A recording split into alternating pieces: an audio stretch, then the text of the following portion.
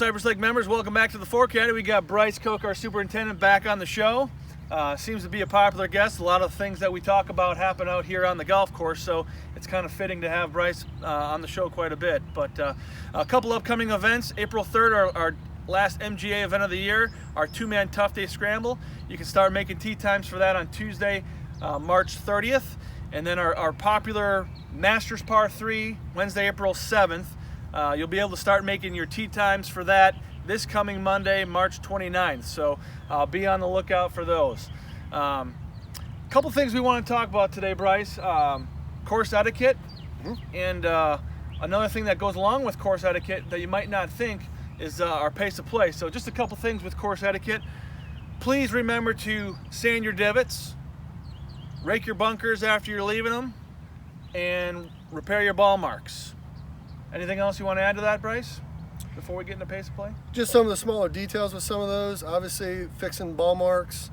You know, one lift is okay. Turn it from the outside, tap it down with your putter. It's not just a tap down with a putter. We really need you to lift that just a little bit and turn from the inside, or turn it to the inside. With your divots, we really appreciate if you fill your divots and just step on it one time just to smooth it out. Raking your traps, obviously you're doing that for the players and the members and the guests behind you. Again, it's just a course etiquette. It's a nice thing to do for the field. Great. And when you're sanding those divots, don't forget to sand your divots in the rough too. And walkers, please remember to grab a bottle. Sometimes we can forget those. So walkers, please remember to grab your bottles to sand your divots as well. 100%. Now, kind of a big topic that I've seen lately, you know, we're into the season, or you know, it's been a long season, been very busy. And I think when we get to this time of the year, the pace of play always seems to be brought up, and we'd like to talk about that a little bit. And sometimes it's you know, not playing fast enough, and sometimes it's playing too fast. So let's talk about a little bit about not playing fast enough and keeping up with that group ahead of you. A couple things to keep in mind are when you're out on the course and you have another person with your cart, park in the middle of your two balls sometimes, so that each can go your separate way. Great point. Why not help your partner out and sand their divot for them? The other thing would be to, when you're by the greens, put your clubs, if you had more than just your putter, put your clubs in between the flag and the next tee box so you can grab them on your way out. Any other suggestions you might have in regards to pace of play? Yeah, John, obviously with the demand of the course at this time of the year, I mean, here we are in beautiful Southwest Florida with the weather.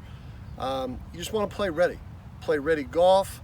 Don't be afraid to jump up on there. I know we want to honor a birdie or a great hole or whatnot, but just talk to your playmates and let's just play ready golf out here.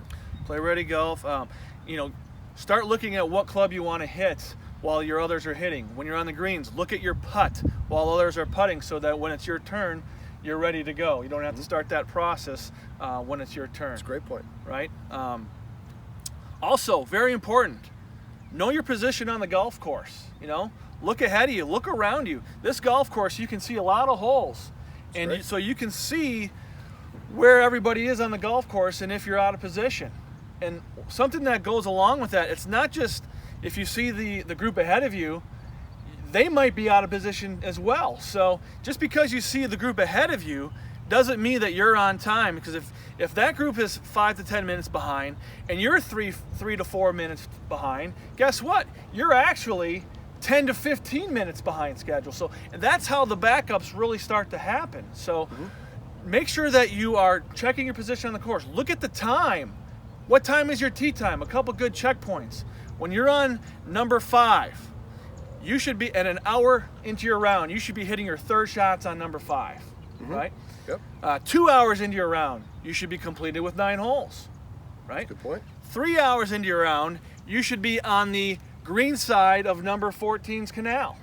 So, you know, if you had a 9:30 tee time, at 12:30, you should be on the other side of number 14 canal.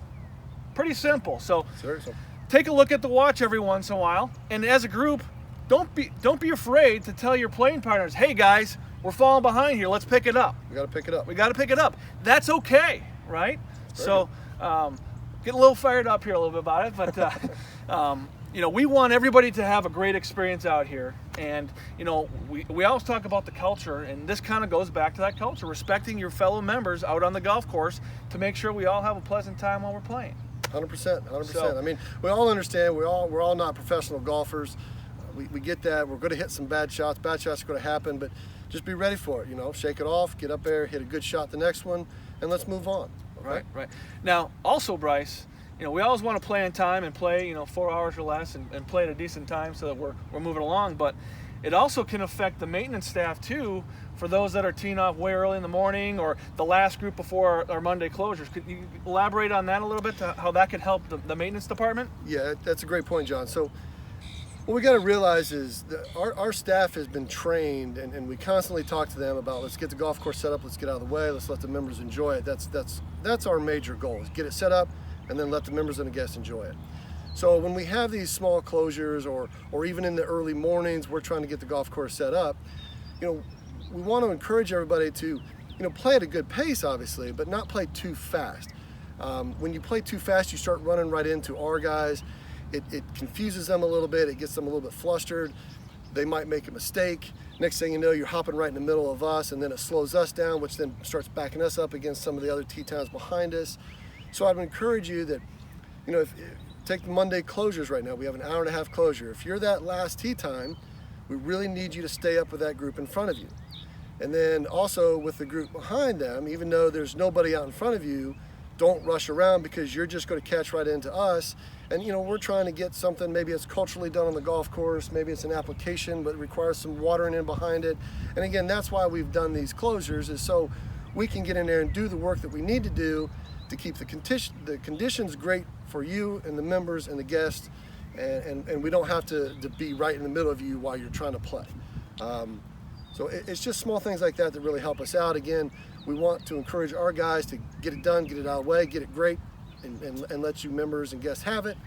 So please just help us out on that aspect of, you know, not playing too fast in the early mornings, and then obviously staying up with the group in front of you on a closure, or if you're the first group off after the closure, not playing too fast and catching up and getting in our way again. So awesome. Well, thank you for that information, Bryce. Thanks for helping out and being here for today's episode. We all do our part. We all say it. We all do our part. Everybody's going to have a great time, a good experience out here, and that's why we enjoy Cypress Lake so much. So we appreciate you watching. We'll see you next time on the Forecaddie. See you later, everybody.